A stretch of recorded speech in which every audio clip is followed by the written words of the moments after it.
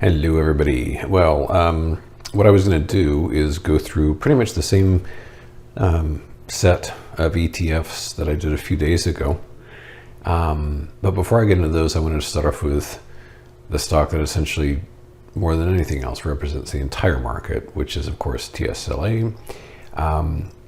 And it backtracked today. It fell over $11, and not too much of a shock there. And I'll just say once more that whether this thing saw its counter-trend rise end last Friday, or whether Jerome says the magic words on Wednesday and gooses the market higher and this thing gets above 200, I just don't know. But I'm pretty confident of this. My view is that these two levels, one's at 213 and the other's at, they're both around 213 or so, pennies apart maybe, constitutes incredibly strong resistance. And like I say, they may not even, the price may not even get that far, because it almost doesn't matter, because it got to like 180 something on Friday. Whether it had another 10% to go is almost besides the point, because when I look at this, I see the top to end all tops, and it's just breathtaking. So it honestly doesn't matter. It really doesn't matter if it gets goosed or not. And I say again that just like in the summer of 2000, if you were only permitted to watch one stock, you would watch Cisco. That would tell you everything you needed to know. And now that's changed to this. It's been a long time since Cisco's counted for anything, but now this is what matters. So having said that, I'm going to go through these 15 ETFs in alphabetical order, say a couple of words about each one. And of course, the idea is pretty much for all 15 of them to fall, because I think all assets are tied at the waist. So here's DBC, the commodities. I think commodities shifting lower, which, some people will celebrate as deflation, which is true, but I don't think they know that deflation is not necessarily a good thing either. But I believe this will weaken, and if it ultimately does break this level, and you know what, this really deserves a slope alert. It'll be a big deal. So let's make DBC massive failure here. That would be like big news. And so my alert is set. There you go. EFA, the basically worldwide equities, SANS North America. This has been banging its head below this level for days now. And this is a very important top. And of course, there's two mega events this week. One of them is FOMC on Wednesday, which is not, people think of it as a binary event. Like, will it be 25 bips or 50 bips or something else? It is, but the important thing is, what's the market doing 2 hours after that announcement comes out? After the announcement, after the dot plot, after the press conference, once all the crazy EKG stuff is out of the way, then what does it look like? The other event, of course, isn't until after the close on Thursday, which is when you get the czar bomb of tech earnings coming out. It's kind of incredible that they didn't leave room for one another. It's like all at once. Amazon, Apple, and Google, all at once. It's incredible. So put it this way, Friday, the air should be pretty clear as to who's winning.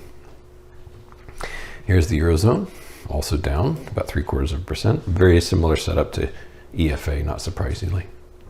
China is back from their week-long holiday and down 3.5%. FXI blasting below this obscenely sharp trend line.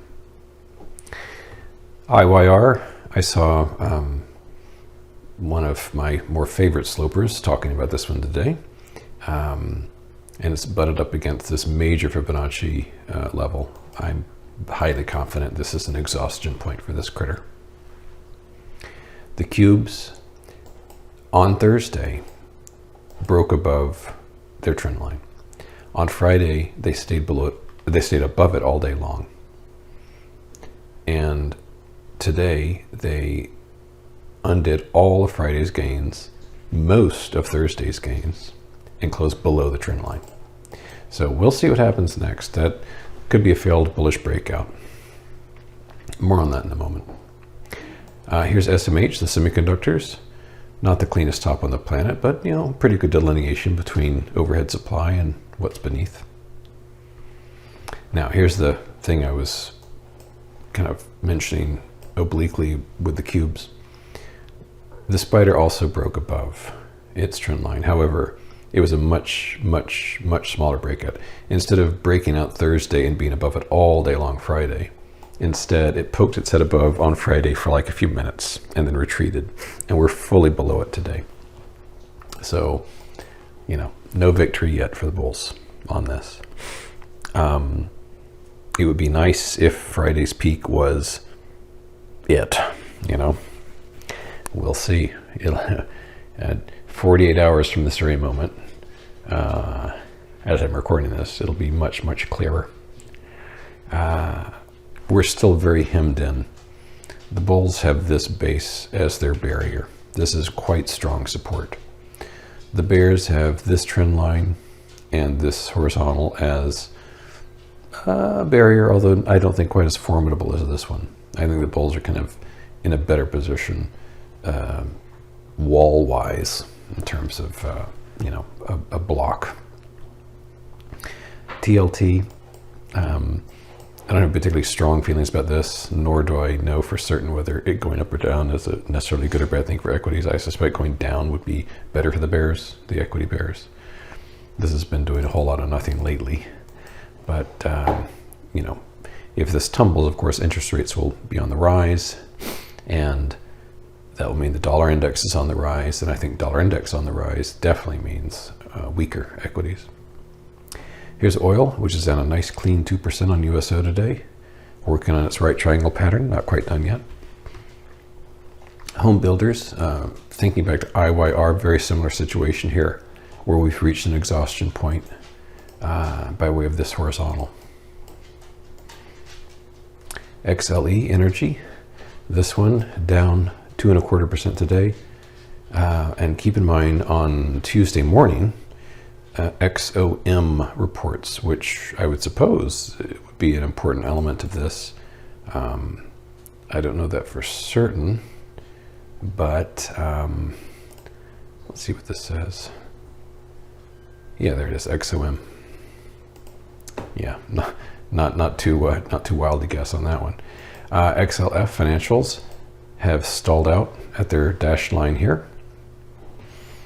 XLU, the utilities, continuing their very gentle, subtle decline. And then lastly, another energy one, XOP, down 3.25% approximately, and